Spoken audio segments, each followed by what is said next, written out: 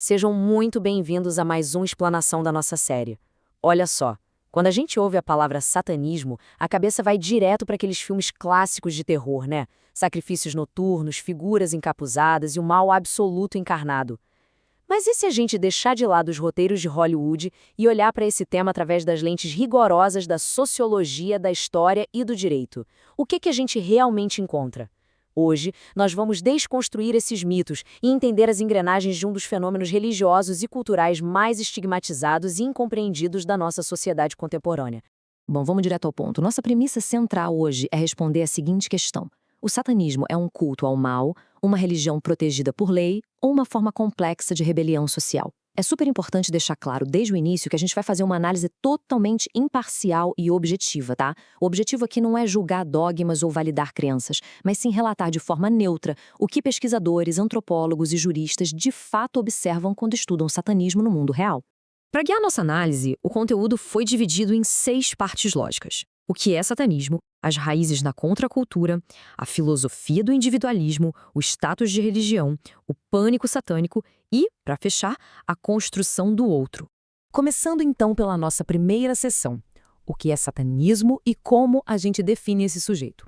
Para realmente compreender do que a gente está falando, é preciso tirar totalmente aqueles óculos da cultura pop. Segundo a definição acadêmica do sociólogo Máximo Intruvini, olhando pelo viés da história social, o satanismo envolve o culto ou a reverência à figura de Satã por grupos que têm alguma organização e práticas rituais. Mas prestem muita atenção nessa segunda parte. Essa prática não equivale a venerar o mal.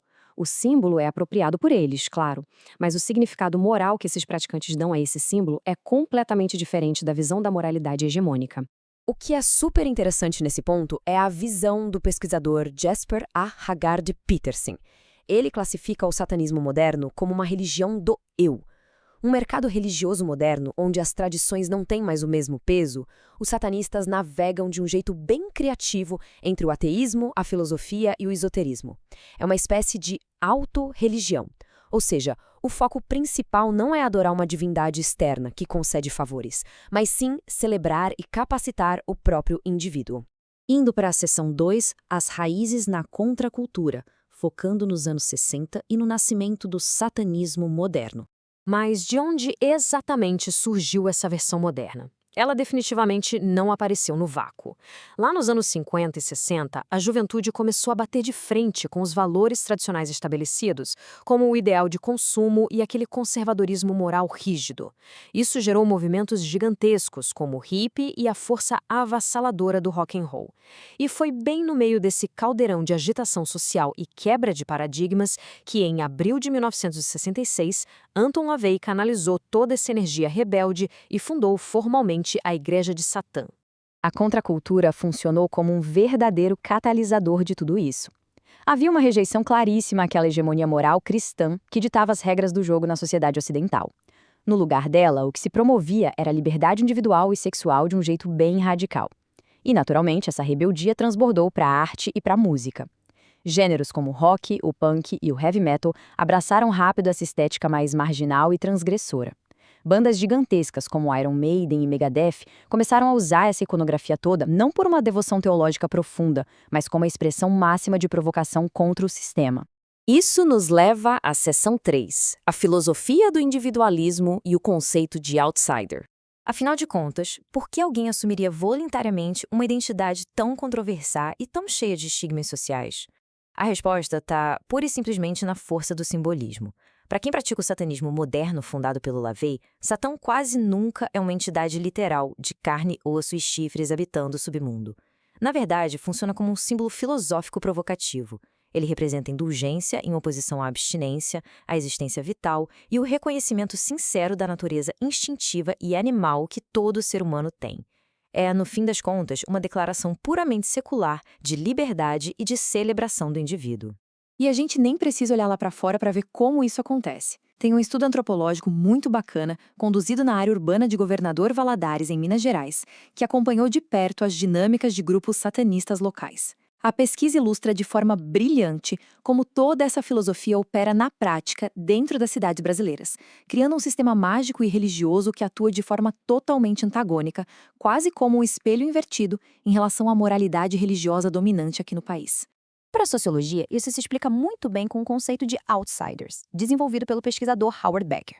Outsiders são basicamente aqueles que, de forma totalmente consciente, se desviam da norma. Os satanistas analisados nessas pesquisas sabem perfeitamente que os valores e a estética deles colidem de frente com a hegemonia moral cristã. Eles não estão quebrando a regra por acaso ou por falta de aviso. Eles assumem, abraçam e têm o maior orgulho desse rótulo de desviantes. É uma posição política e social super bem demarcada. Entrando agora no seção 4, o status de religião e a realidade legal da coisa. Saindo um pouco da abstração filosófica e dos estudos de comportamento, como é que o Estado enxerga esse fenômeno de forma estrutural? É aí que a gente esbarra numa dissonância fascinante. De um lado, a gente tem o pânico e o julgamento moral da sociedade civil, do outro, a frieza objetiva da lei. Análises jurídicas recentes mostram que o satanismo, por ter sua própria liturgia e organização estrutural, se qualifica plenamente para os mesmíssimos direitos constitucionais que qualquer outra crença tem. Isso inclui o direito inalienável à liberdade religiosa e vai até questões super complexas como a imunidade tributária. Então, o ponto crucial que precisa ficar claro é esse contraste. A moralidade da maioria simplesmente não dita o direito constitucional. A nossa Constituição de 1988, que consolida a laicidade do Estado brasileiro, não discrimina cultos com base no fato de serem tradicionais, esotéricos ou céticos. O Estado não está ali para avaliar se o dogma agrada ou não à maior parte da população. A função da lei é garantir que a liberdade de crença seja 100% protegida. O satanismo religioso, portanto, não é um crime tipificado. É um fenômeno amplamente amparado juridicamente. Avançando para a seção 5, o pânico satânico, a histeria e como o medo acaba sendo instrumentalizado. Só que a frieza da lei nem sempre é suficiente para conter o tribunal das ruas. E o que acontece quando o medo foge totalmente do controle e vira histeria coletiva? Um dos exemplos mais sombrios e reais dessa dinâmica no Brasil é o famoso caso Evandro, que aconteceu no litoral do Paraná na década de 90 e que foi amplamente dissecado pelo excelente podcast Projeto Humanos. A crença absolutamente infundada de que uma seita satânica atuava na região levou a acusações trágicas contra pessoas inocentes, resultando em confissões falsas extraídas debaixo de tortura brutal. Tudo isso foi obra de um delírio coletivo e implacável. E isso ilustra de um jeito muito devastador a mecânica perigosa do que a gente chama de pânico satânico. Não tem a ver com a religião em si, mas com a reação brutal da sociedade a um inimigo puramente imaginário. O sensacionalismo na mídia joga combustível na fogueira da histeria. As autoridades cedem à pressão popular e tomam medidas drásticas, violando direitos humanos básicos. E no fim da linha, pessoas inocentes são torturadas só para entregar os culpados que uma sociedade apavorada tanto exige. O medo religioso, quando instrumentalizado desse jeito, corrompe e destrói por completo a busca pela verdadeira justiça. Chegamos então à seção 6, a construção do outro envolvendo colonialidade e a influência do cinema. Esse processo de demonizar o que a gente não compreende tem raízes históricas muito mais profundas do que se imagina. O pesquisador Ramon Grossfogel lembra que o processo colonial eurocêntrico alterou de forma irrevogável a maneira como a gente enxerga o mundo. Historicamente falando, populações indígenas e religiões de matriz africana tiveram suas práticas culturais rotuladas indiscriminadamente como satânicas pelos colonizadores. A palavra satânico virou uma ferramenta de dominação absurdamente poderosa, um sinônimo fácil para tudo que fosse estrangeiro, não cristão ou politicamente divergente. Dar o título de satanista sempre foi uma forma letal e muito eficaz de subalternizar e justificar a violência contra o diferente. E a cultura pop, de forma implacável, ajudou a cristalizar tudo isso ao longo das décadas. Se a gente observar aquele ciclo de cinema de horror satânico dos anos 60 e 70, com filmes como Satan's War e Fear No Evil, fica nítido como essas produções associavam de forma explícita elementos do voodoo e máscaras não europeias a rituais demoníacos e possessões terríveis. O cinema basicamente reproduzia na tela um pensamento profundamente racista e colonial, ensinando para o grande público que as práticas culturais do outro eram, por definição, o mal absoluto em ação. Bom, vamos recapitular rapidamente o que a gente viu até agora para amarrar tudo.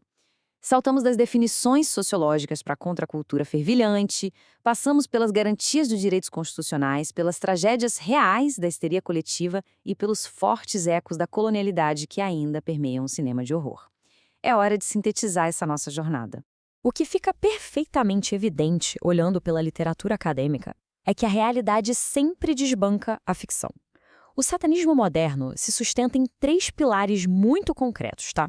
Primeiro, para os seus adeptos, é uma filosofia enraizada num individualismo radical e numa provocação estética contínua.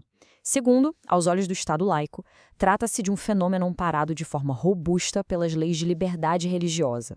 Terceiro, e talvez o ponto mais revelador de todos, na visão macrosociológica, o termo funcionou historicamente como um veículo para expressar rebelião, mas também, de forma bem perversa, como uma arma das hegemonias para oprimir e marginalizar culturas divergentes.